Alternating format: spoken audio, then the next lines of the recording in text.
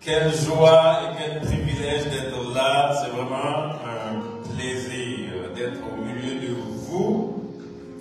Nyota, c'est bien dit, je ne suis plus invité, je suis à la maison. Amen. Et on est toujours bénis pour Dieu. Et le Seigneur se réjouit aussi, et plus que nous, plus que ce qu'on peut faire, le Seigneur est à l'œuvre au milieu de nous.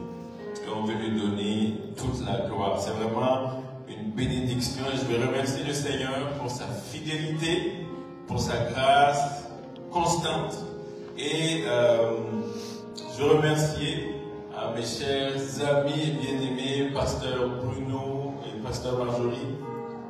Peut-être qu'il nous suit à lui, je la salue. Et à nos amis, Pasteur René Arthur et Mamadé. Hein, ceux qui ne la connaissent pas, vous l'appelez Mamadé. Il y en a qui ont découvert son nom ici. Alors ce matin, je suis là avec mon épouse, qui est juste en avant, avec les enfants. Et on a aussi des amis de Montréal qui nous ont accompagnés, qui sont venus pour vous saluer. C'est leur première fois. Je vais les gêner un peu. Levez-vous pour que les gens vous voient. Le cher Marius et Nadège et leurs enfants. Ils sont à l'église Gospel Vie au niveau de la prière. C'est un homme et une femme de Dieu qu'on apprécie beaucoup et on veut les saluer. Merci beaucoup pour votre présence. Vous savez, à chaque fois que je viens ici, je regarde l'église, puis je dis une église tellement pleine de potentiel. Vous savez, des fois, on ne voit pas les choses qu'on a. Il faut des gens, des fois, qui regardent et qui découvrent le potentiel qu'on a. Et c'est important de découvrir, surtout dans la maison de Dieu, de voir, de regarder le potentiel qui se trouve. Pas seulement de voir et de découvrir, mais de faire lever les gens et les pousser pour qu'ils entrent dans ce que Dieu les a appelés. Il n'y a personne qui est spectateur ici. D'accord? Dans le royaume de Dieu, il n'y a pas de spectateur. Il y a juste des gens qui ont reçu Jésus, remplis du Saint-Esprit et que Dieu envoie pour pouvoir impacter leur génération. L'apôtre va dire dans Éphésiens le chapitre 4 à partir du verset 11 que Dieu a donné les uns comme les autres. Ensuite, enseignant, docteur. ok, quatrièmement.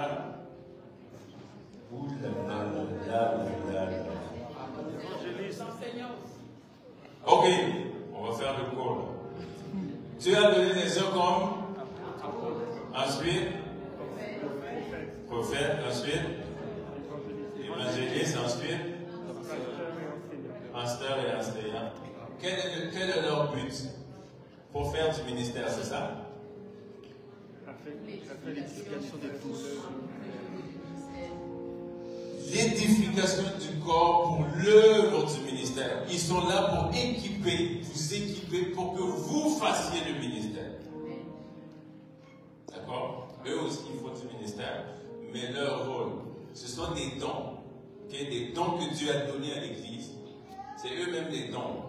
Pas des dons spirituels, c'est des dons humains que Dieu a donnés à l'Église pour le perfectionnement des saints, pour vous perfectionner, vous rendre parfait, semblable à Christ, afin que vous puissiez accomplir efficacement ce pourquoi Dieu vous a appelé. Amen. D'accord, on va prier. Seigneur, nous te bénissons pour ta fidélité. Quelle joie et quel privilège de pouvoir nous tenir dans ta maison. On reconnaît la grâce que tu nous fais, on vient humblement et on te prie de nous parler. On te prie de nous inspirer, que les paroles qui vont sortir soient esprit et vie, que la chair se taise et que ton esprit soit à l'œuvre dans le nom de Jésus. Et tout le monde dit Amen. Je vais essayer d'être bref ce matin. Je sais qu'à chaque fois qu'on vient ici, ça finit tard et puis vous faites quasiment une mini-jeûne. puis je ne veux pas faire ça aujourd'hui. Donc, je vais essayer d'être bref et on va prier ensemble par la suite. Mais pendant qu'on était là, qu'on prenait le dernier chant, c'est venu dans mon cœur, hein, alors que Esther et Nyota ont donné des paroles. Je veux juste vous faire réaliser quelque chose. Je l'ai déjà probablement partagé ici. Vous savez, alors que le peuple va pécher, puis Dieu va envoyer des serpents brûlants qui va piquer plusieurs et tuer plusieurs en Israël. L'ordonnance qui a été donnée à Moïse, c'est celle-ci. Puis et l'œuvre, un serpent d'airain. D'accord? Toute personne qui regardera ce serpent sera. Maintenant, si vous avez des serpents qui vous piquent, où est-ce que vous allez regarder en premier? L'endroit qui vous pique, n'est-ce pas? C'est logique. Si je viens tout à l'heure, je prends mon stylo puis je pique votre pied, après la réaction, vous allez toucher le. Mais Dieu dit, au lieu de regarder là où ça fait mal, lève les yeux, regarde, parce que de là vient ta délivrance.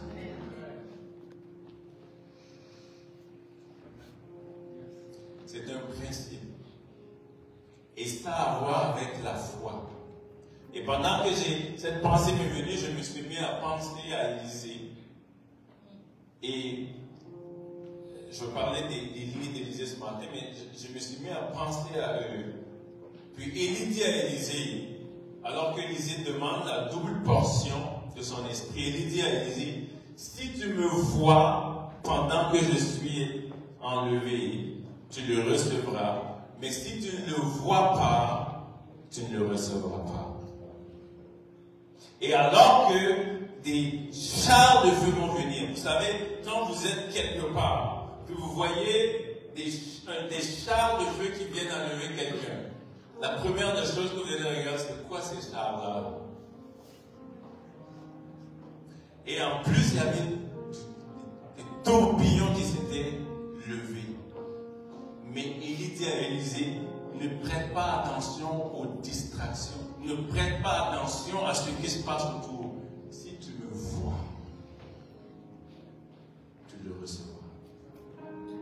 Et c'est un processus. Ça, c'est un autre message que je ne rentrerai pas. C'est un processus que Élie a fait traverser Élisée, mais arrive à la fin, où il doit traverser une journée qui est l'épreuve de la foi. Et il dit, si tu arrives au-delà de tout ce qui se passe, du feu, des tourbillons, de toutes ces choses, si tu me vois, tu recevras. Et Moïse dit, si tu regardes, en dépit de tes douleurs et de tes souffrances, si tu arrives à lever les yeux et puis à voir le serpent d'airain, tu seras guéri. Et c'est le message que je veux donner à plusieurs ce matin. Si tu arrives à voir au-delà des difficultés, des souffrances, des fois au-delà des larmes qui coulent dans tes yeux, si tu arrives à voir, tu seras restauré. Amen.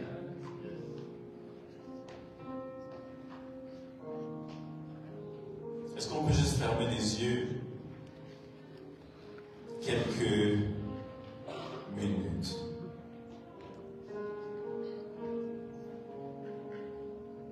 Est-ce que tu peux voir? Est-ce que tu peux voir Jésus qui vient simplement poser ta main sur toi et qui dit, ma fille, mon fils, sois guéri. Si tu peux voir ce matin,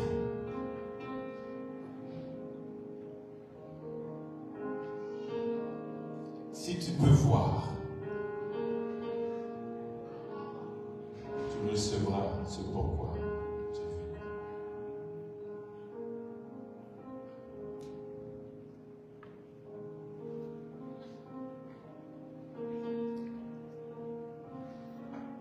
Maintenant, regarde. Regarde, pas moi. Toujours les yeux fermés, regarde. Regarde la main de Dieu qui vient te toucher. Cette douleur au niveau de la ceinture. ceinture, de ta ceinture, au niveau du ventre qui descend jusqu'à la ceinture. Il vient et il enlève ce mal. À l'instant même, la douleur te quitte. Il dit, regarde seulement, regarde, et reçois cette grâce.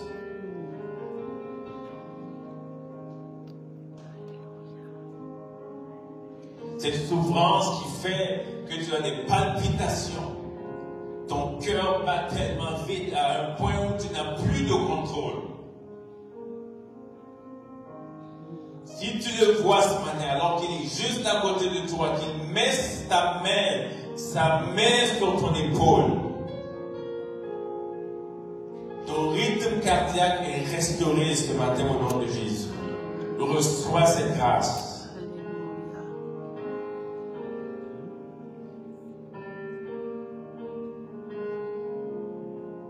Peu importe le mal que tu portes, au niveau de ta jambe, cette lourdeur qui commence à t'inquiéter. Quand tu restes debout pendant un temps, ça devient tellement lourd et tu te poses la question. Alors que tu le vois, il pose sa main sur toi et ce mal te quitte au nom de Jésus.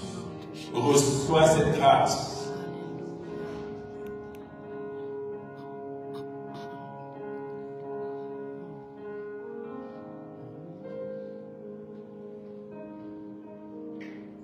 Est-ce que tu peux le voir ce matin?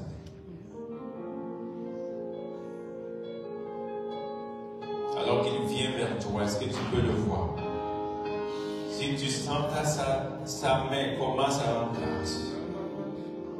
Si tu le vois à côté de toi, commence à rendre grâce. Il n'est pas venu en ennemi ce matin, il est venu pour combattre l'ennemi qui est en face de toi. Il est venu pour s'interposer entre toi et l'ennemi qui est venu te détruire.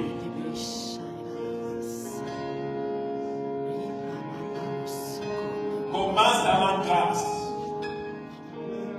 Il dit, je m'écris, loué soit l'Éternel et je suis délivré de mes ennemis. Commence à rendre grâce et reçois ta délivrance là où tu es en ce moment. Il est venu pour toi. Il est venu pour toi ce matin. Si tu le vois, commence à rendre grâce. C'est pour toi qu'il est venu. Il n'est pas contre toi, il est pour toi. Et parce qu'il est pour toi, qu'il peut se tenir devant toi. C'est pour ta famille qu'il est venu. Qu'il est venu te rencontrer, te toucher ce matin. C'est pour ton épouse, pour ton époux qu'il est venu. Pour te rencontrer, te toucher ce matin. Sa main est sur ton épaule. Sa main est sur ton épaule. Même toi qui nous suis en ligne, sa main est sur toi. Reçois cette grâce au nom de Jésus. Merci Seigneur. Merci Seigneur. Sois glorifié. Nous te bénissons pour ce que tu fais. Pour cette guérison que tu opères, ces restaurations au niveau des cœurs, des corps, au niveau de l'âme. Merci, tendre Père, dans le nom de Jésus. Amen. Amen, amen, amen. Que tu es malade dans ton corps, que Dieu t'a touché. Partager à la fin. Il y a des gens qui, vous allez être en train d'écouter à la fin du culte sans vous rendre compte, vous allez vous rendre compte que le mal que j'avais, c'est Jésus qui fait ça. Alors, quelques primeurs. Dieu t'a parlé des cours qu'on donne, des cours CIA.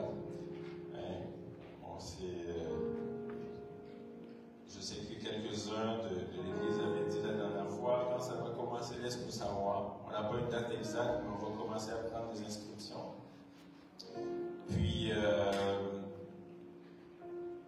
si vous voulez avoir plus d'explications, plus d'informations, allez voir Alice, qui a été dans les cours, il y en a plusieurs, vous pouvez voir Alice.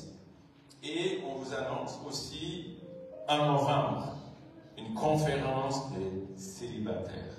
C'est en primeur. C'est pas, on n'a pas encore fait les affiches, on n'a pas encore rien fait, mais comme on est là, et on vous aime tellement, il faut qu'on vous donne toutes les primeurs qu'il y a. Ça va être à Montréal. Ok, mais c'est pas le même Montréal, c'est à la porte d'à côté. Alors, ça va être sur quelques jours, jeudi soir, vendredi et samedi. Alors, tous ceux qui viennent de Montréal, non, tous ceux qui viennent d'ici, et puis, vous allez voir le pasteur Renan, il a 50 chambres qu'il peut loger tout le monde. Donc, vous pouvez aller le voir et lui et maman ils pourront recevoir tout le monde, tous les célibataires qui. Amen!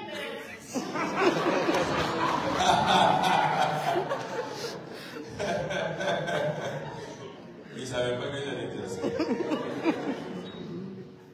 C'est comme ça que je garde les gens. Donc, je sais que c'est inscrivez-vous vite parce qu'on va mettre une limite pour les filles et les gars. Vous savez, généralement, là, on a une conférence où tu as 95% de filles puis 5% de gars. Si les inscriptions sont comme ça, la conférence sera belle. Il faut que ce soit 50 ou 50. Donc, on va mettre des limites de quotas pour les filles et pour les gars. Si on arrive à la limite des quotas des gars, les gars peuvent plus s'inscrire. C'est la même chose pour les filles pour plus s'inscrire. D'accord? Donc, ça va être au mois de novembre. Je pense que ça va être du 20 au 22. Tout ça, cela, vous allez recevoir des pamphlets et tout ça. Mais ça va être, on croit que les célibataires vont être boostés, vont être renouvelés. Et vont probablement peut-être repartir avec le mari. Amen. Vous savez, honnêtement, des fois il manque des occasions pour que les célibataires soient ensemble.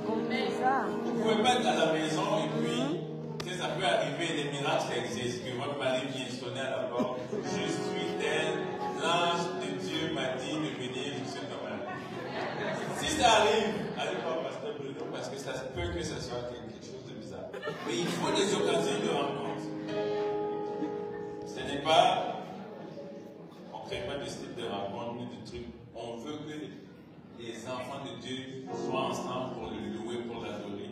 Et parmi les miracles qu'il fait, c'est le mariage. Amen. Donc, préparez-vous, 22 novembre à Montréal, les détails suivants. Alors, j'ai trop parlé, maintenant on rentre dans le message. Alors, le titre de mon message ce matin, vous l'avez probablement entendu, c'est « Où sont les élus de Dieu ?» Ce matin, je ne vais pas enseigner, je vais prêcher.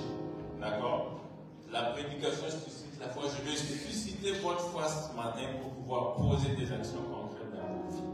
Je vous le dis, il y a tellement de potentiel dans cette église que à chaque fois qu'on vient là, on est comme il faut les pousser, il faut que quelque chose se passe. Parce que c'est ça. Dieu vous a donné trop de potentiel pour vous laisser tranquille. Mais ne vous laissera pas tranquille. Et nous ne vous laisserons pas tranquille. Jusqu'à ce que vous fassiez ce que Dieu vous a appris. Alors, où sont les élus de Dieu? Dans son célèbre livre de Leonard Ravenhill, un homme de Dieu qui a impacté sa génération. Le titre du livre, pour ceux qui veulent aller, si vous pouvez encore le trouver, pour quand le réveil, Why Revival Tarries, il pose la question, où est l'Éternel, le Dieu d'Élie? Et cette question-là a été posée par Élisée, vous savez, dans 2 Rois, le chapitre 2. Alors que Élie va dire à Élisée laisse-moi, je veux aller à Gilgal. De Gilgal, il va à Bethel. De Bethel, il va à Jéricho. De Jéricho, il traverse le Jourdain. Et à chaque fois, Élisée le suit. Puis, comme j'ai dit tout à l'heure, il va dire à Élisée, si tu me vois être enlevé, tu recevras la double portion. Et dans 2 Rois 2, à partir du verset 12, alors que le char de feu venait prendre Élie, Élisée cria, mon père, char d'Israël et sa cavalerie. Et le manteau, et la Bible dit que Élie fut enlevé, il ne le vit plus. Et le manteau d'Élie tomba à terre. Et ça, la Bible dit que Élisée s'en va, il prend le manteau d'Élie, il déchire ses propres vêtements en deux. Ça, c'est un autre message. Il déchire ses vêtements en deux. Il prend le manteau d'Élie et il se présente devant le Jourdain comme Élie s'était présenté. Il enroule et il tient le manteau pour faire quelque chose qu'Élie a fait. Et il lance un cri, où est l'Éternel, le Dieu d'Élie? En voulant dire, le Dieu qui a accompagné Élie, le Dieu de miracles, le Dieu de puissance, le Dieu du feu, le Dieu qui a confondu Baal, où est l'Éternel, le Dieu d'Élie? Et Ravenil, quand il pose cette question, il répond là où il a toujours été.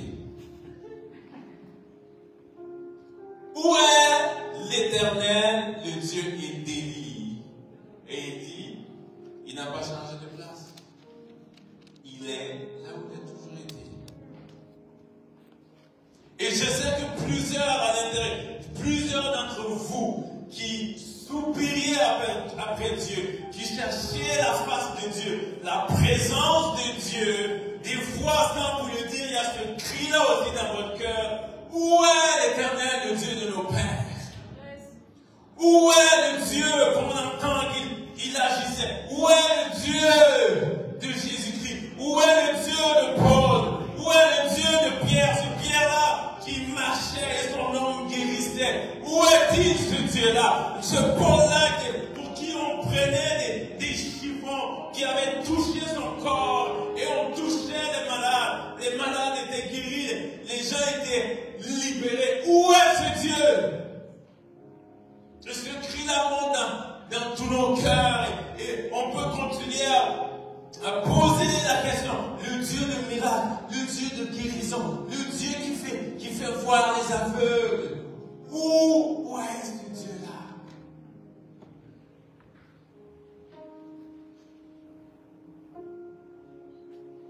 Je veux vous donner la réponse de la vérité. Il est là où il a toujours été.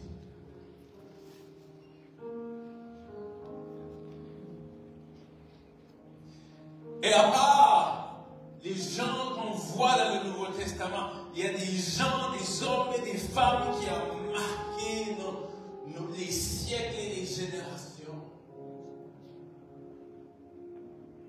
Dans les années 1500, où est le Dieu de Luther? Où est le Dieu de Wesley, de John Wesley? Où est le Dieu de Charles Finney? Où est le Dieu de William Booth? Où est le Dieu de Pac Elias? Où est le Dieu de tous ces hommes qui ont bouleversé l'Angleterre, les États-Unis, l'Indonésie? Pac Elias, c'était le gars qui envoyait les réveils en Indonésie. Une fois, il était à l'extérieur en train de prêcher. Et il s'est mis à pleuvoir pour déranger sa campagne. Il a regardé la pluie et dit, tais-toi! Instantanément, la pluie s'est arrêtée. Et un autre jour, il était dans une salle comme ça, mais en tôle. Il était tellement en train de vanter que les gens n'entendaient plus. Et il regarde comme Jésus a fait taire le vent et la tempête. Il a dit, silence, tais-toi. À l'instant, le vent s'est calmé. Où est ce Dieu-là? Et en Angleterre, alors qu'une fille venait de donner son témoignage,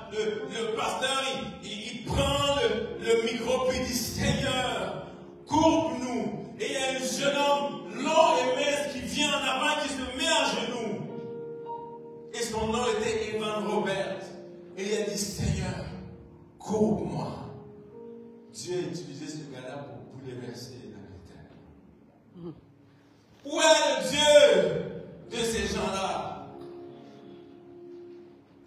Où est le Dieu de Wigglesworth qui tenait les morts et qui poussait contre le mur et qui dit vie et le gars revient à la vie? Où est ce Dieu-là? Il est rendu où en 2025? Où est ce Dieu-là qui par les hommes, ont secoué l'Amérique? Où est le Dieu de John Knox qui dit, l'Écossais qui dit, Seigneur, donne-moi l'Écosse où je meurs. Et la reine d'Écosse disait qu'elle craignait toutes les armées entières. Elle craignait cet homme-là plus que des armées entières. Où est le Dieu de tous ces gens? Où est le Dieu d'Élie? Et il répond en disant, là où il a toujours été, mais la bonne question qu'il faut se poser, c'est où sont les Élis de Dieu? Amen. Ce n'est pas où est le Dieu d'Élie, mais où sont les Élis de Dieu? Parce que le Dieu d'Élie est toujours là où il est. Le problème aujourd'hui, c'est qu'on ne trouve plus les Élis de Dieu. Où sont les gens de cette trempe-là? Est-ce que ce sont des hommes extraordinaires? Non, Jacques nous dit, Élie était de la même nature que nous. Je ne vais pas le dire parce que c'est Jacques. Il était de la même nature que toi et moi. Mais vous savez, quand Élie va se présenter devant Akab, il va le dire, il va dire, le Dieu devant lequel je me tiens. Wow. Dit, je suis le serviteur du Dieu vivant. Il ne pleuvra plus sinon qu'à ma parole.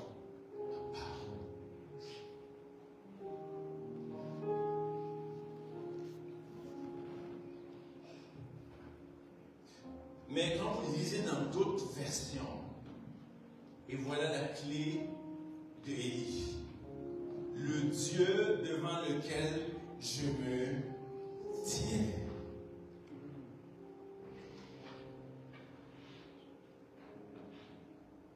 Élie littéralement est en train de dire, je suis sorti de la présence de Dieu et je suis venu à ta rencontre.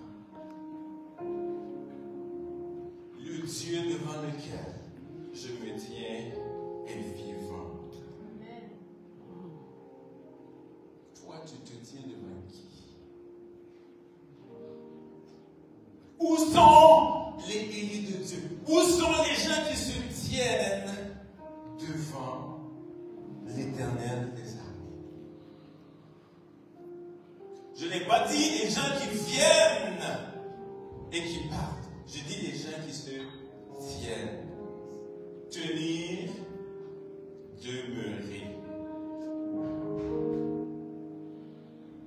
Si vous demeurez dans ma parole, vous connaîtrez la vérité. Et la vérité vous appartiendra.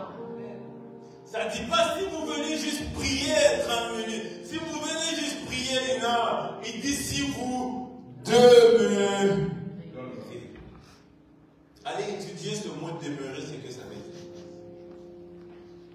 Il y a des visiteurs de la présence de Dieu et il y a ceux qui demeurent dans la présence de Dieu. Personne ne révèle ses secrets aux visiteurs.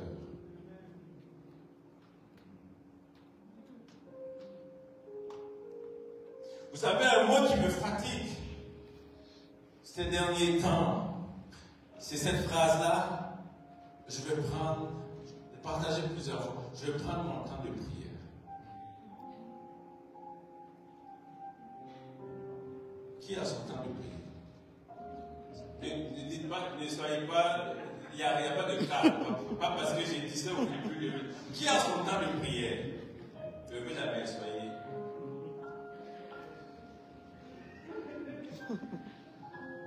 C'est qui son temps de prière, c'est le matin? Ok. C'est qui son temps de prière, c'est le soir? C'est qui son temps de prière, c'est la nuit? Donc chacun a un temps de prière. Je peux vous choquer. Arrêtez d'avoir le temps de prière.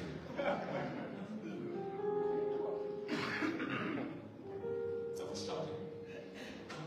Arrêtez d'avoir des temps de prière et une vie de prière. Amen. Parce que la question que je me pose, quand tu finis ton temps de prière le matin, le reste du temps c'est à qui? Donc 1 heure du matin que tu prends comme ton temps de prière, après ça, le reste c'est à qui?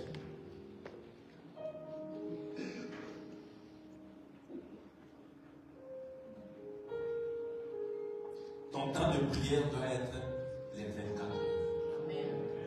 Je ne dis pas que tu vas toujours être à genoux pendant les 24 heures en train de prier. C'est parce que on ne nous a pas enseigné c'est quoi la prière. C'est pas quand on vient devant quelqu'un et puis on parle.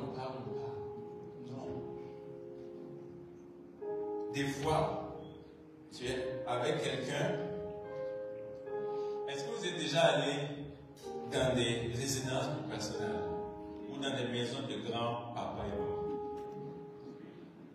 Ils sont assis en face, ils se disent rien. Ils se regardent. Mais même sans dire quelque chose, des fois ils savent ce qu'ils veulent se dire. Donc la prière, c'est pas toujours parler.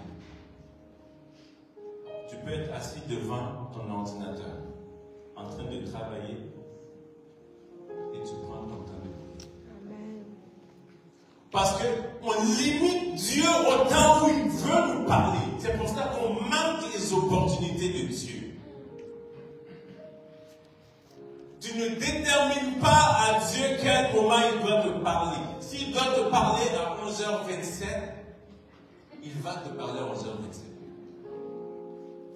Si toi tu dis, moi j'écoute Dieu dans mon temps de prière, et tu es foutu. Ton temps de prière c'est 1 heure pour les plus courageux. Tu limites ça à Dieu. Il faut changer notre manière de concevoir la vie chrétienne. C'est une vie. Ce n'est pas un temps. Tu ne respires pas de 6h à 7h, puis après tu arrêtes de respirer.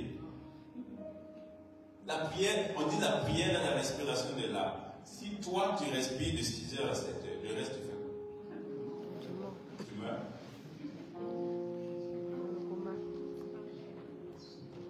Il faut changer notre mentalité. La vie chrétienne est une vie à chaque moment. Et beaucoup de gens, je vous dis, beaucoup de gens ne connaissent pas les choses parce qu'ils manquent les moments de Dieu. Parce que toute ta journée est une journée spirituelle. Les démons n'agissent pas de 6h à 7h ni de minuit à 1h. Ils agissent 24 heures sur 24. Alors tu as besoin de ton contact avec ton Père soit 24 heures sur 24. Amen.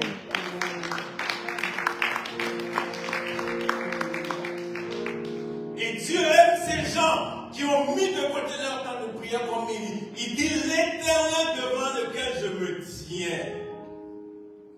Il dit, tu n'as rien d'autre à faire de ta vie? Si. Mais il se tient tout le temps devant lui.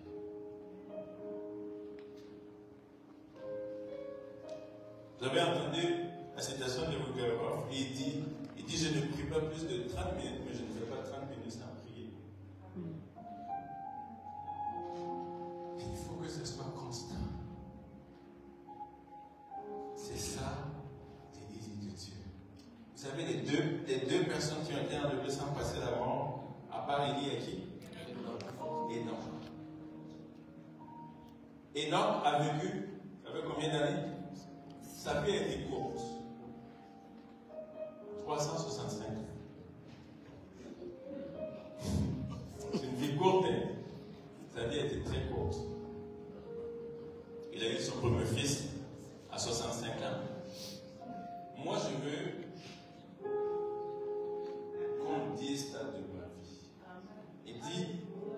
marcha avec l'Éternel et il ne fut plus parce que l'Éternel le prit. Waouh! Quand vous lisez les versets de la Bible, ça dit l'Éternel marchait avec eux. L'Éternel marchait avec Israël. Dieu me dit, je marcherai moi-même avec toi. Mais dans le cas d'Enoch, elle dit, Enoch marcha avec l'Éternel. La communion avec Enoch était tellement forte que Dieu dit, viens au ciel.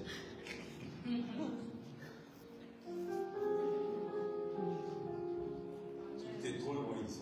Viens. Pour qu'on continue à marcher ensemble.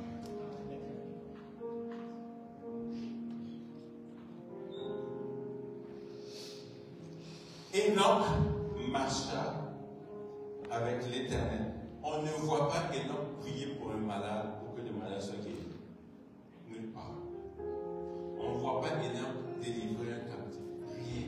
Tout ce qu'on sait d'Enoch qui a été enlevé, c'est qu'il marcha avec Dieu.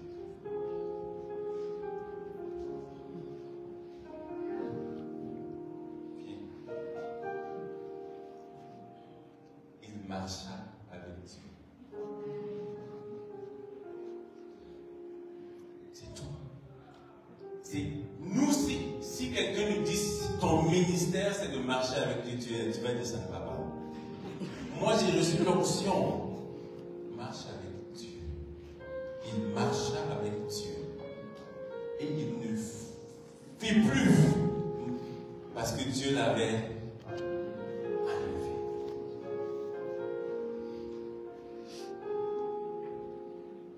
Qu'est-ce qu'on va reconnaître de toi au-delà de tout ce que tu fais?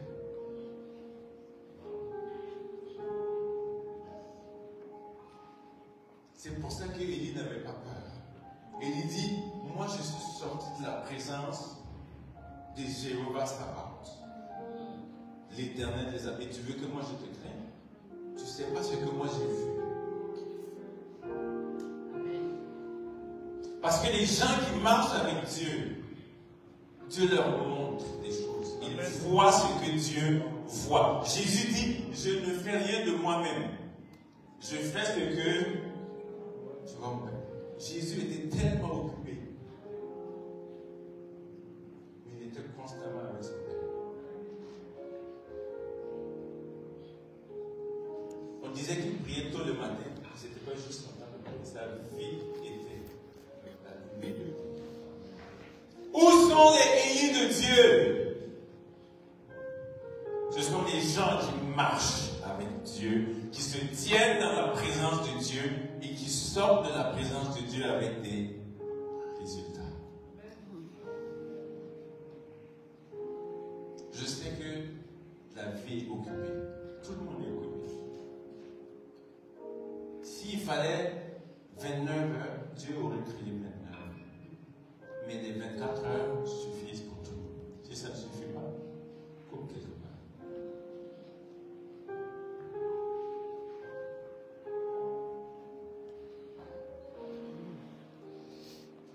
Changeons notre façon de voir les choses.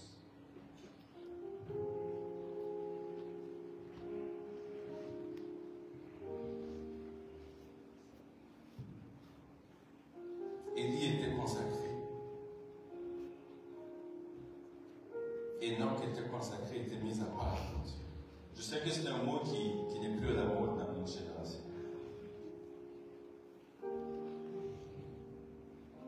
Mais consacré, c'est d'avoir un cœur tout entier à Dieu. Dans 1 roi 17, Élie va dire au peuple, il dit jusqu'à quand clocherez-vous des 2 pieds? Faites comme ça et puis vous avancez, on va voir. Jusqu'à quand clocherez-vous des 2 pieds? Si Baal et Baal allez après Baal. Si c'est l'Éternel qui est Dieu, allez après l'Éternel. Vous savez, nous sommes dans les moments de l'histoire où il va falloir faire un choix. Parce que vous ne tiendrez plus en clochant des 2 pieds. Soit c'est Dieu et vous allez être à fond, soit vous êtes à moitié avec et le courant va vous emporter. Je vous dis la vérité. Dans dans les 2-3 prochaines années qui viennent, je ne plaisante pas, vous ne tiendrez plus si vous clochez des deux pieds. Soit vous êtes consacré, ou vous allez devoir mourir.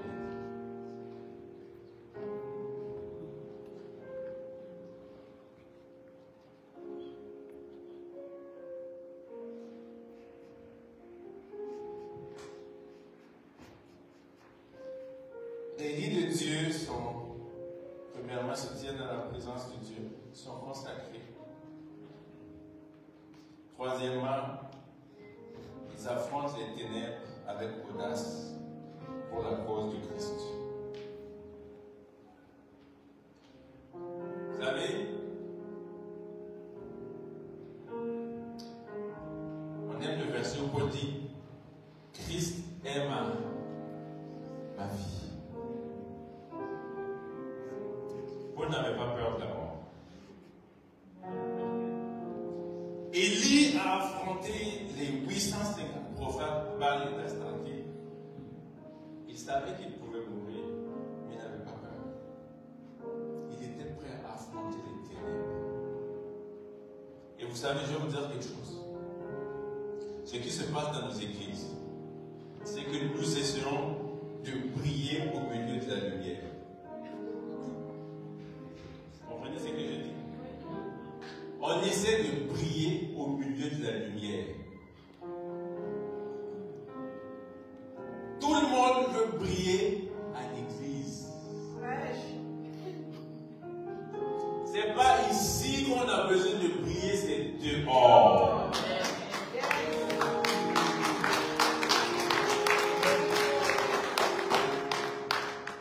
Ici, c'est un centre d'adoration, un centre de formation, un centre où on vient se renouveler pour sortir et avoir un impact. C'est pas ici qu'on doit venir briller. C'est pas ici. Vous venez mettre tout votre talent, toute votre âme, toute votre onction ici, c'est bien. Mais c'est comme prendre une lampe et allumer au niveau de. Jésus a dit, vous brillerez dans les ténèbres. Et vous savez pourquoi on ne vous voit pas plus? Parce que vous brillez ici. Prenez la torche puis allumez ici. Mais si vous cherchez les ténèbres les plus sombres et vous allumez un peu de lumière, ça éclaire tout. Ne pensez pas que les générations de nos pères étaient des générations faciles. Si le feu n'était pas tombé, on aurait coupé la tête de lui.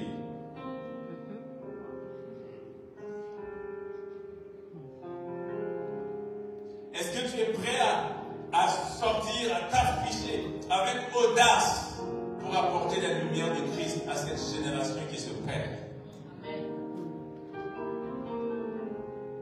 Jésus a dit, vous êtes la lumière. La lumière du monde. Les deux choses qu'on ne peut pas corrompre, c'est la lumière et le ciel.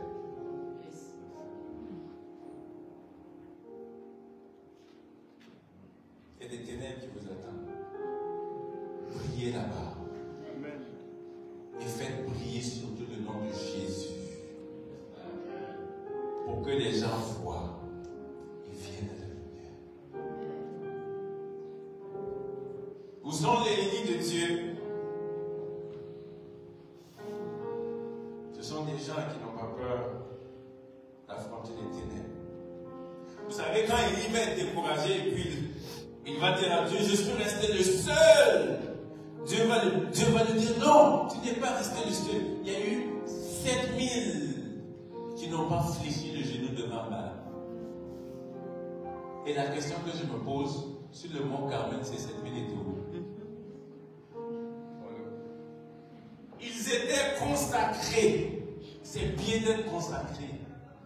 Peut-être qu'ils avaient leur temps de prière, et c'est bien. Mais quand est venu le moment d'affronter les ténèbres, les 7000, ils étaient où? Ils étaient cachés. Et beaucoup parmi vous qui se cachent ici. Ici, là, ce n'est pas un lieu de cachette.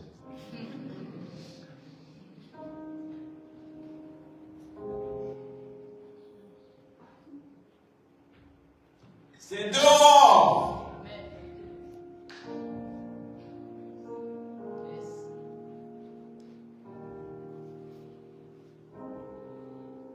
Il y avait 7001 personnes qui étaient consacrées et une seule personne qui était prête à affronter les ténèbres. Et c'est sur ce 7000 seuls qui a vu le feu tomber. Et je l'ai dit plusieurs fois, n'ayez pas peur d'être seul. Parce que vous et Dieu, vous êtes la majorité. N'ayez pas peur de marcher à contre-courant. N'ayez pas peur de dire non aux œuvres infructueuses des ténèbres. Dénoncez-les, comme le dit la Bible. Refusez. N'ayez pas peur d'être seul face au compromis. N'ayez pas peur d'être différent et différent. Il n'y a personne qui parle, on est tous différents. Alors pourquoi vous essayez de ressembler à quelqu'un?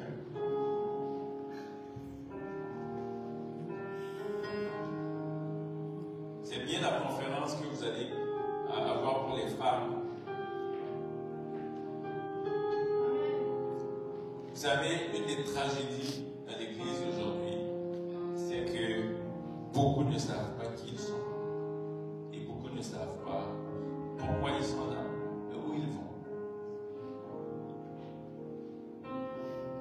Si tu savais qui tu étais, tu ne voudrais jamais ressembler à quelqu'un d'autre. Tu es unique.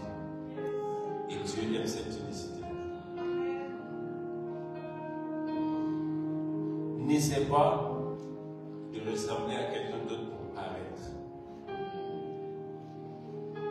Ce que tu es là, ça suffit pour Dieu pour t'utiliser. N'essaie pas d'imiter quelqu'un d'autre, même dans sa vie spirituelle. Je sais que c'est facile, on a tous imité, on a tous voulu prêcher comme des gens, d'autres personnes. Mais ça ne veut rien. On a voulu faire l'intonation des voix, les graves, les trucs. On a voulu lever les mains comme les chants, faire comme les autres. Ça ne donnait rien. Jusqu'à ce que Dieu te dise, sois toi-même.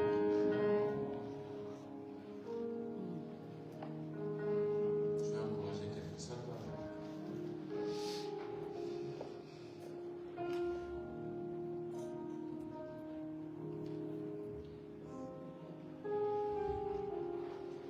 Est-ce qu'il y a des CC ici? Vous savez c'est quoi des CC?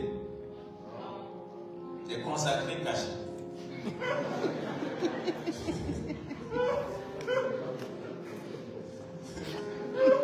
Arrêtez d'être des CC. Ok?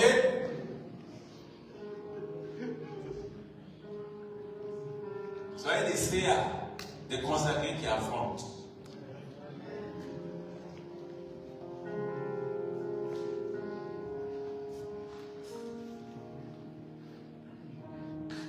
Vous savez pourquoi Dieu parquait Élie? Parce qu'Élie avait pris à cœur la cause de Christ, la cause de Dieu, dans les ténèbres de sa génération. Vous savez, des fois, on aime la facilité. Je pensais, ces derniers jours, ces 2 derniers jours, il y a dans ma femme et moi, on aurait pu choisir certaines facilités. Okay. Des dénominations qui te proposent de venir être leur pasteur. Puis, tu auras une maison, une voiture, toutes sortes de choses. Ça, c'est facile. On aurait pu accepter dans une partie peut-être du Canada, tranquille. Non. C'est pas ça l'appel de Dieu pour une vie. pas la tranquillité, la facilité.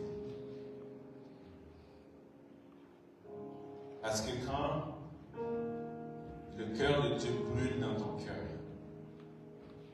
tu choisis d'obéir et d'avancer, peu importe là où Dieu t'envoie.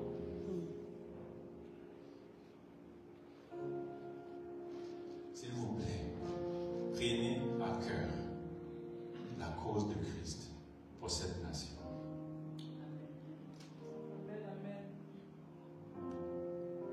C'est là, quand vous allez dire où est le Dieu d'Élie, vous n'aurez même pas besoin de poser la question, il se manifestera. Parce qu'Élisée avait marché sur les pieds derrière Élie quand il a roulé. Il dit, où est l'Éternel, le Dieu d'Élie? Il a frappé le Jourdain. De la même façon qu'Élie a frappé le Jourdain, s'est ouvert. Quand Élisée l'a frappé, le Jourdain s'est ouvert. Et les gens qui ne voulaient pas payer les prix, les 50 fils de prophètes, là, les consacrés cachés, là, ils sont venus se prosterner devant Élisée.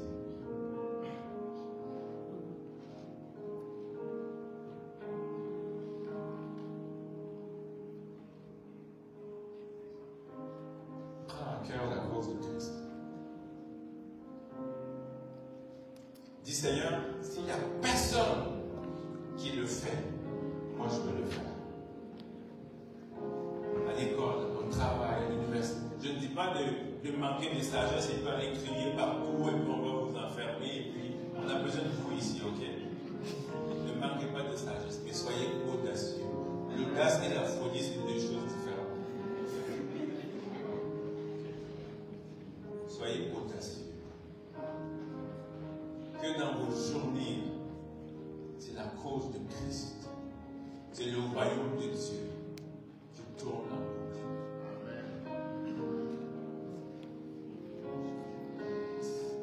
Les chrétiens, là, on est toujours comme ça.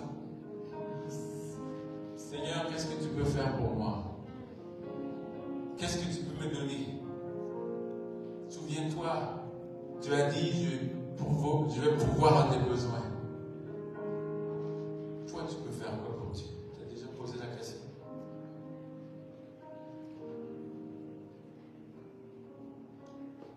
Vous savez, le cœur de Dieu, c'est que personne ne périsse. Et à chaque 6 secondes, il y a quelqu'un qui meurt sur la terre. Chaque 6 secondes. Pendant que j'ai dit ça, 2 personnes viennent de mourir sur la terre. Et le cœur de Dieu saigne pour ça. Parce que Dieu n'a pas créé les êtres humains pour qu'ils finissent dans l'éternité sans Dieu. L'enfer a été créé pour Satan et ses démons, pas pour l'humanité. Et Dieu t'a laissé la responsabilité des hommes et des femmes entre tes mains. Et toi, tu viens te cacher ici dimanche matin. Tu reçois, tu bois, tu manges et tu repars. Pendant la semaine, tu es caché et tu reviens encore. Et tu fais de l'obésité spirituelle. Monsieur Chokai, je vous aime, c'est pour ça que je parle comme ça. Où est l'Éternel, le Dieu d'Élie? Là où il a toujours été. Mais où sont les Élis de Dieu? Et moi, je veux que ce matin, on puisse déclarer: les Élis de Dieu sont au carrefour des nations. Amen.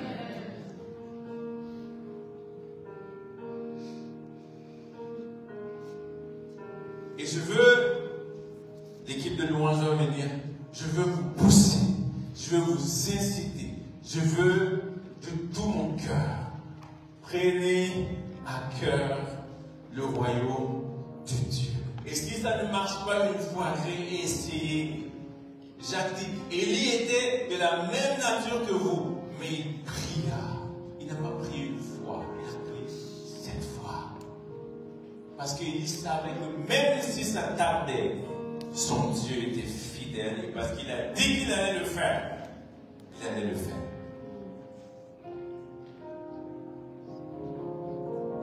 Qui se tiennent dans la présence de Dieu, qui sont consacrés,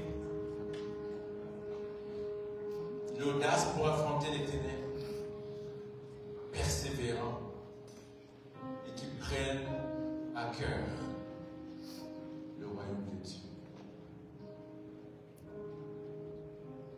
À partir d'aujourd'hui, Seigneur, je veux que ma vie entière, les 24 heures de ma journée, ma vie entière, mes pensées soient fixées et focusées sur toi.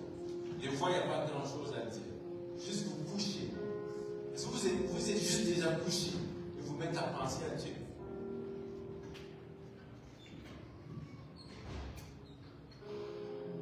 Les fiancés font ça. Il y a juste l'épouse de Christ qui pense à autre chose.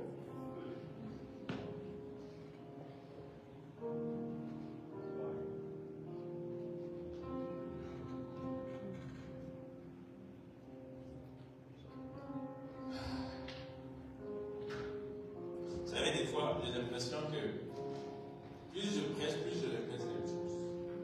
Je me dis, mais pourquoi il faut répéter les mêmes choses? Mais il paraît que la répétition est pédagogique. Et si on n'entend pas Dieu répète, il répète, il répète, il répète. Et la dernière chose qu'il fait par amour, c'est d'envoyer la persécution.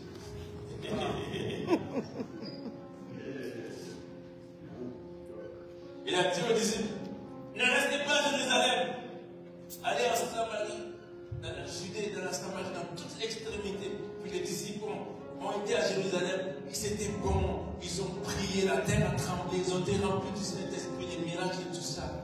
Jésus dit, allez-y. Non, c'est trop bon, on va se cacher à Jérusalem. Puis ils ont tué, ils ont coupé la tête de Jean. Puis ils se sont mis à les persécuter. Dieu dit, dans ma grâce, dans mon amour pour vous, j'ai dit, il faut qu'on vous persécute. Puis là, ils ont dit, oui, vous en avez compris, ils sont allés ensemble. N'attendons pas ça, ok? Nous, au Carrefour des Nations, on veut aller. Que d'ici la fin de cette année, dans le nom de Jésus, tu sois un instrument de salut pour plusieurs personnes dans cette ville au nom de Jésus. Que le royaume de Dieu, la cause du royaume de Christ, devienne la cause d'ici la fin de cette année au nom de Jésus. Que ce lieu soit connu comme le lieu où on vient rencontrer Jésus. Que ce lieu soit connu comme le lieu où des hommes et des femmes sortent dans la ville, éclairent dans les ténèbres de la ville, et que les gens puissent voir briller la lumière de Christ. Au nom de Jésus, je prends la prière. Est-ce qu'on peut se tenir debout ensemble et dire, Seigneur, s'il y a une place dans cette province ou dans ce pays où tu demandes où sont les élus de Dieu, tu les trouves ici. Ne cherche plus ailleurs.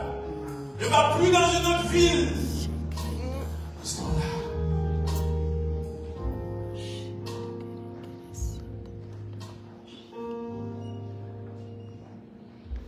Alléluia.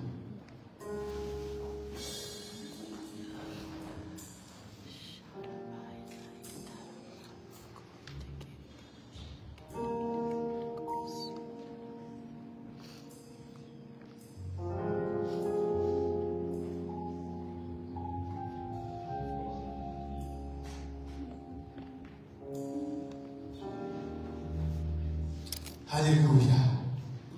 Le ciel est ouvert, Papa qui m'appelle, Est-ce qu'on peut déclarer me voici? me voici.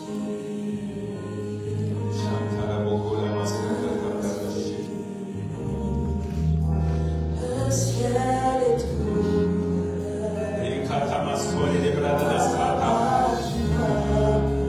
Seigneur, me voici.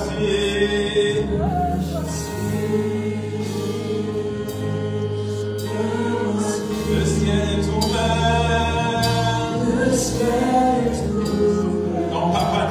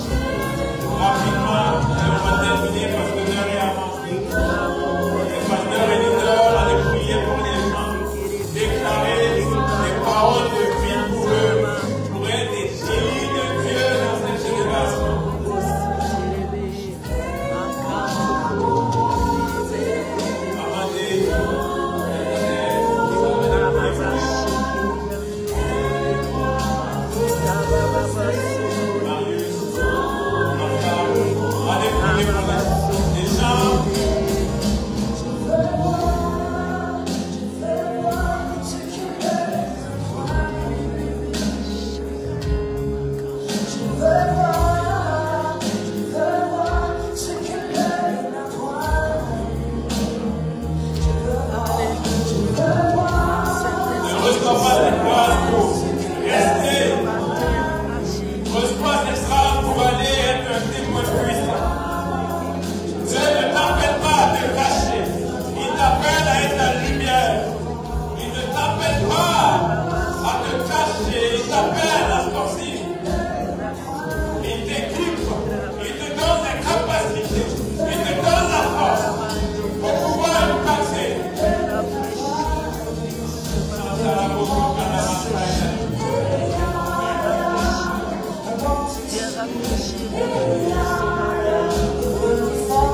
Seigneur, voici les lits de Dieu ce matin. Voici les lits de Dieu ce matin. Les histoires de leur vie. Même ceux qui sont assis dans leur manger. Saisis-les au nom de Jésus. Au nom de Jésus, touche-les. Au nom de Jésus, équipe-les. Au nom de Jésus, donne-les des capacités. Au nom de Jésus.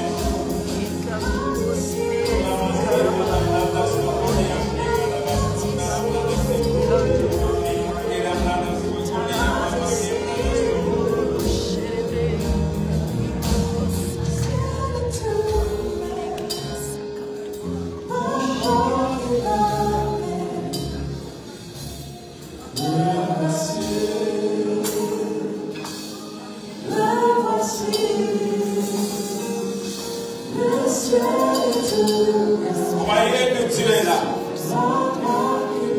Il n'y a pas besoin que je vienne vous toucher. Dieu est là, il va vous toucher.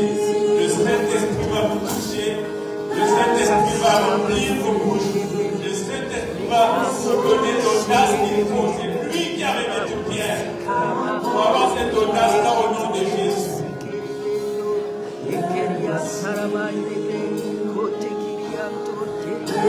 Recevez cette grâce simplement. Recevez cette grâce simplement. Recevez cette grâce simplement. Recevez cette grâce.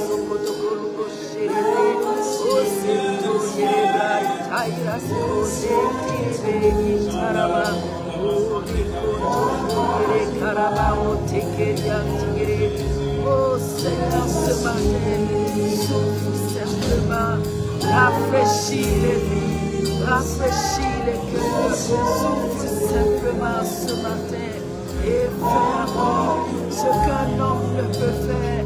Père éternel, les gens sont venus assoiffés de toi, désirant te voir en œuvre dans leur vie. Alors nous venons simplement, oh éternel, étends ta main, étends ta main, étends ta main, étends ta main, étends ta main, abreuve ce matin, rafraîchis ce matin, abreuve ce matin, rafraîchis ce matin. Saint-Esprit, donne-nous l'oxygène qu'il faut afin qu'on puisse aller de l'avant, afin qu'on puisse sortir, que nos vies de prière, Seigneur éternel, change. Seigneur, amène-nous à une autre dimension. Amène-nous, Seigneur, en profondeur avec toi. Je prie, Seigneur, pour des moments de qualité, des temps bénis, rafraîchis avec toi. Que nos journées soient remplies, que nos journées soient conduites par toi, Seigneur. Je prie, Seigneur, que tu sois la priorité dans nos vies. Attache nos cœurs à toi, attache nos vies à toi. Donne-nous de marcher constamment devant ta face. Donne-nous, Seigneur éternel, de demeurer dans ta présence. Donne-nous des temps de qualité. Donne-nous des moments bénis, des moments rafraîchis. Oh Seigneur.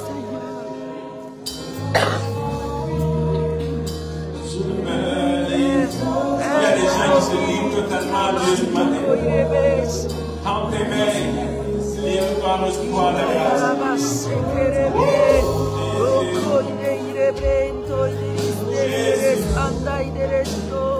Oh Seigneur, ce matin, voici ma vie sur l'autel. Voici ma vie sur l'autel. Voici tout simplement, Seigneur éternel, Que ma vie de prière, ma consécration, Seigneur, change. Maintenant, je prie, donne-moi d'aller à un autre niveau, à une autre dimension. Je prie ce matin que la puissance de Dieu continue d'envahir ma vie. Saint-Esprit, fais de moi ce que tu as prévu. Fais de moi ce que tu as prévu. Amène-moi là où tu as prévu. Je prie, Seigneur, oh, pour une femme consacrée. Je prie, Seigneur, ce matin, oh, Père, que tu nous donnes de toujours demeurer dans ta présence afin de t'entendre, afin de t'écouter, afin de recevoir ce que tu as pour ton peuple, oh Dieu. Alléluia, Alléluia, Alléluia.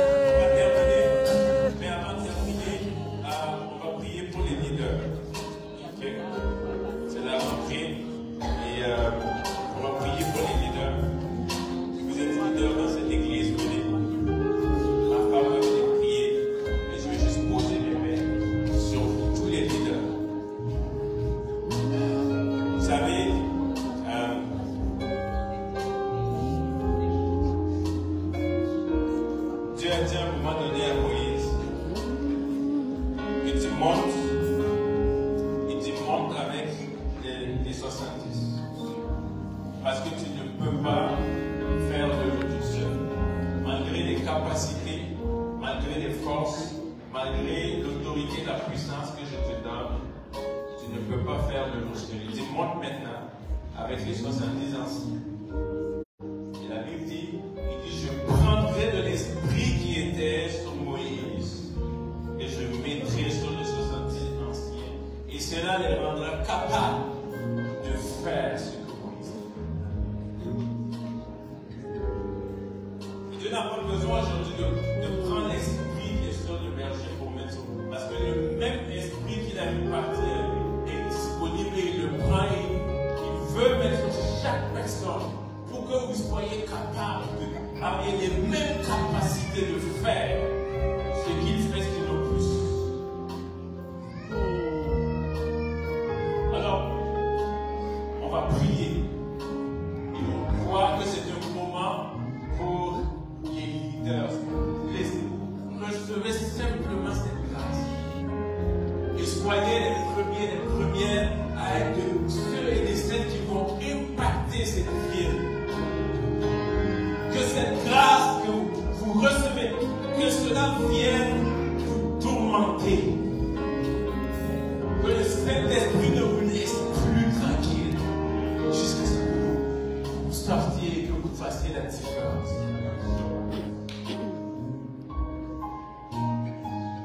Paul dit, nous ne parlons pas pour pouvoir faire quelque chose de nous-mêmes. Notre capacité vient de Dieu. Et c'est cette capacité-là que Dieu vous équipe ce matin. Ne regardez pas notre leader pour vous sentir petit. Le même Saint-Esprit est disponible pour vous. Ce qu'il a fait hier, ce qu'il fait ailleurs, il veut le faire ici. Je vous en supplie. Il veut le faire ici. Alors ma femme a prié. Avec Pasteur Bruno, on va juste poser nos mains sur vous. Relâcher une grâce et des capacités surnaturelles.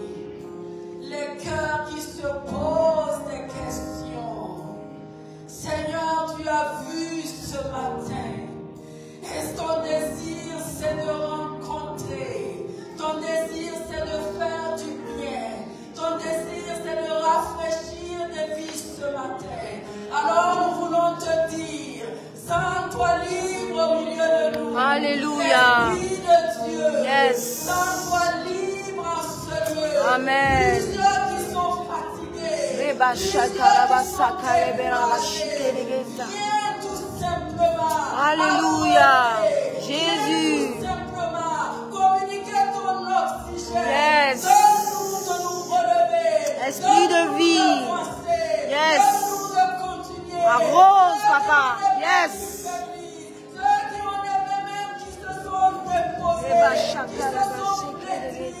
Ce matin, Saint-Esprit, tu soutiens encore les mains pour les relever. Tu soutiens encore les genoux pour fortifier ce matin. Tu soutiens encore les cœurs fatigués, découragés. Redonne la joie de servir. Redonne la joie de vivre. Communique quelque chose de surnaturel. Seigneur éternel, tu nous as appelés pour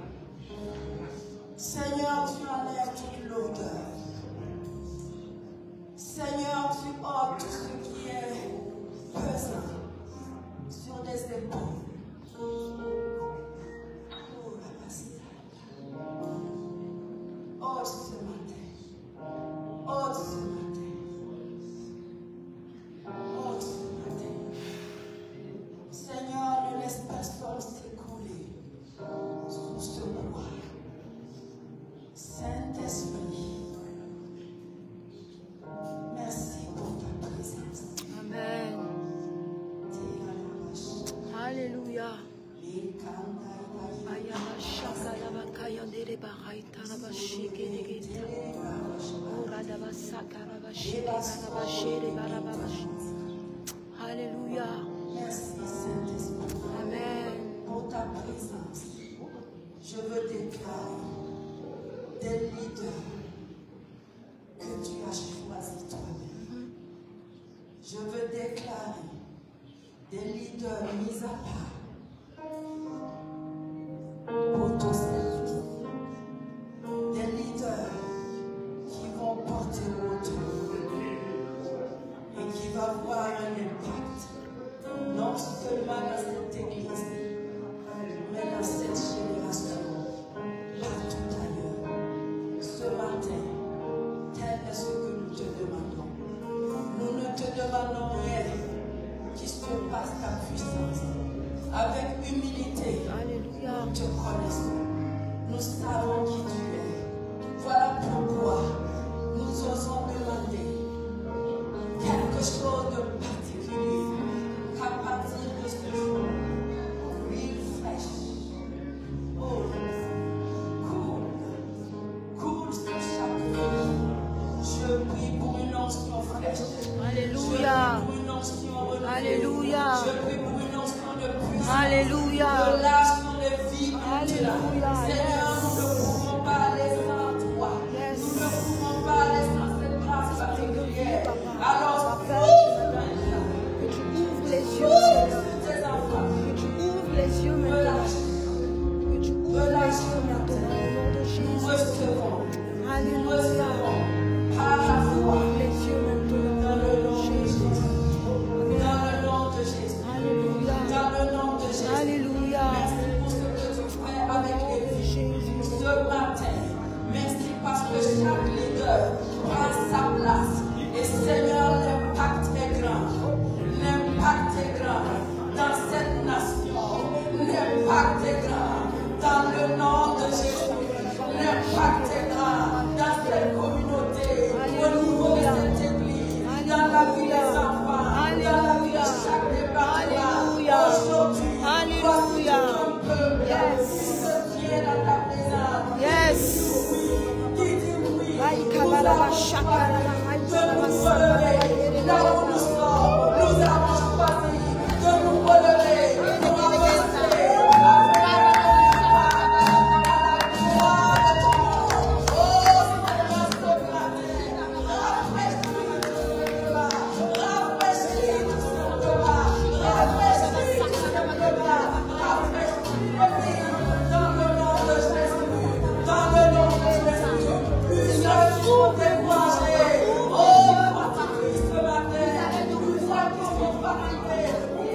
Toi, je veux les montrer.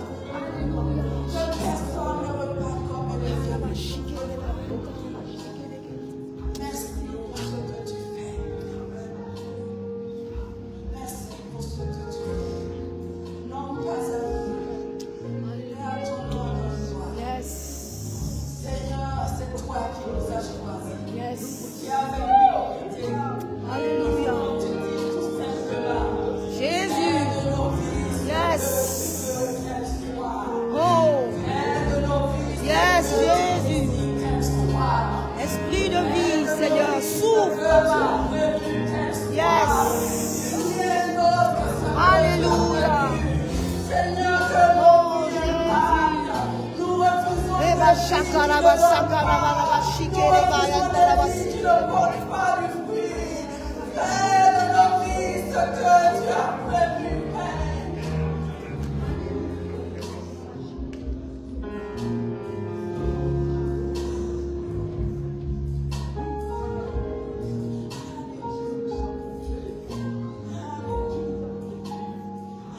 Ne regardez plus aux événements passés. Parce que moi, Dieu, je veux faire quelque chose de nouveau. Moi, Dieu, je veux opérer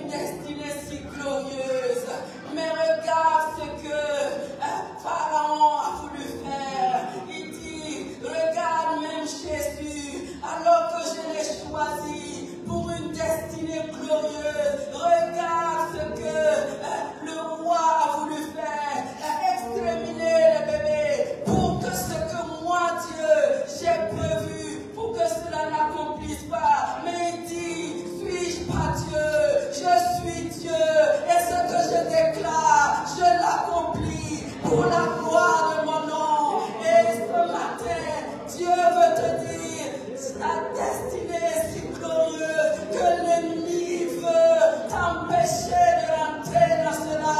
Mais je te dis ce matin, je suis Jéhovah Sabaoth et je viens, je combats pour toi, pour que tu partes, pour que tu ailles, pour que tu sois pleinement dans la destinée que j'ai choisie pour toi.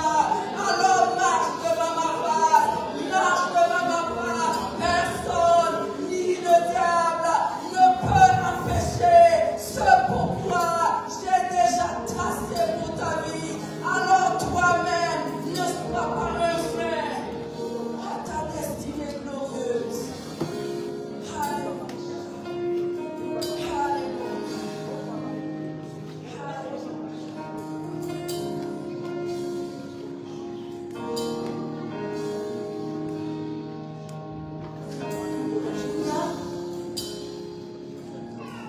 Il y a une personne ici qui voit les choses un peu différemment. Comme ce qui est dans mon cœur ce matin, c'est qu'il y a une personne, Dieu veut lui montrer de voir comme lui, il veut te faire voir. C'était comme Pierre. Pierre a eu une vision et puis il y avait des animaux et puis Pierre a dit que c'était impur. Or Dieu lui avait dit que cet animal-là sont purs. Dieu me dit de te dire ce matin que arrête de voir ce qui est pur. Parce que c'est pur. Il dit arrête de regarder les choses avec tes propres yeux. Laisse Dieu t'ouvrir les yeux afin que tu vois comme lui il voit.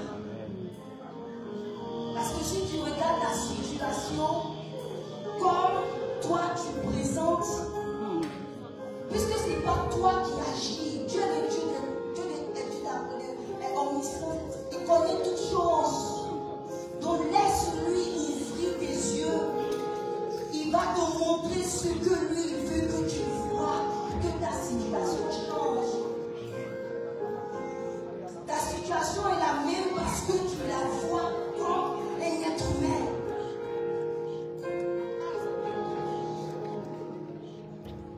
Il dit d'arrêter de voir ta situation comme toi tu veux voir la situation.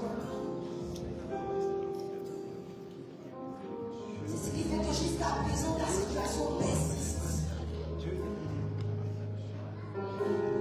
Mais si tu vois comme lui il veut que tu vois, tu verras la situation va rentrer dans l'ordre.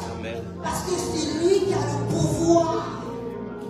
C'est lui qui tient notre vie entre ses mains. Quand Pierre a vu comme Dieu voulait, il a compris en même temps que c'est quelque chose d'extraordinaire. Donc laisse Dieu te montrer avec ses propres yeux. Tu verras la gloire de Dieu. Parce que la parole de Dieu dit que nous marchons par la foi et non par la vue. Tu dois marcher par la foi et non par la vue. Dis que cette situation-là, c'est parce que Dieu m'a dit. La situation, c'est ce que Christ a dit que je veux voir. Et tu verras cette situation-là changer. Père, je te rends grâce parce que tu es le Dieu omniscient. Tu connais toutes choses et tu sais toutes choses. C'est toi qui révèles les choses cachées. Et ce matin, Seigneur, je te bénis pour ton fils, pour ta fille, pour ta servante, pour ton serviteur, parce que tu veux l'emmener à voir comme toi, Papa. Alors, Seigneur, ouvre les yeux spirituels de tes enfants. Et j'annule toute forme d'incrédulité, Papa. J'annule toute forme, Seigneur, des yeux humains. Parce que nous sommes esprits d'abord, Papa. Emmène-nous dans cette dimension